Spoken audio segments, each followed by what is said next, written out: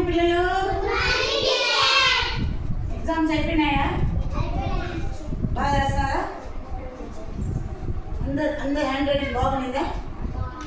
ఎవరి hand writing బాగాలేదు? నీకే తెలియాలి. బాగా రాసినావా నువ్వు?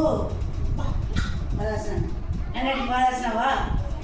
సరే, మనము ఇప్పుడు గుడ్ హ్యాండ్ రైటింగ్ ఎట్లనో చూడండి. 7 లైన్స్తో మనము హ్యాండ్ రైటింగ్ బాగా నేర్చుకోవచ్చు. ఆ 7 లైన్స్ 2 ఉంటాయి. అందులో ఆ 7 లైన్స్లో 2 పద్ధతులు ఉన్నాయి, 2 రకాలు ఉన్నాయి. చూడండి, straight line, horizontal line, slant lines. Okay, ఇదొక రకం. Next curved lines. ఎన్ని ఉన్నాయి? 1 2 3 4 5 6 7. 1 2 3 4 5 6 7. సరే, ఇప్పుడు ఏం రాద్దాం? ఏ రాద్దాం? ఏంటి మనం ఏమేమి లైన్స్ యూజ్ చేయాలో చెప్పండి. 3 4 2. 3 లైన్, 4 లైన్, 2 లైన్. అవునా? ఏం రాయాలి?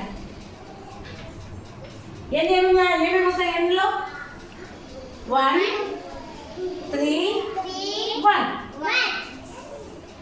కదా. ఇప్పుడు ఎం రాయాలా? ఎం అంటే ఏమొస్తుంది? 1 3 3 నాది, 3 నాది, 4 మళ్ళా 3 1 కదా. 1 4 3 1. ఓకే, ఇప్పుడు సి రాయాలి. సిలో ఏమొచ్చింది? ఓకే, పి రాయాలి. 1 6 లైన్ కదా. క్యూ రాయాలి. 7 తర్వాత మధ్యలో చిన్న 4 పెట్టచ్చు. ఓకే, ఎల్ రాయాలి. ఎల్ ఏమొస్తుంది చెప్పండి మీద?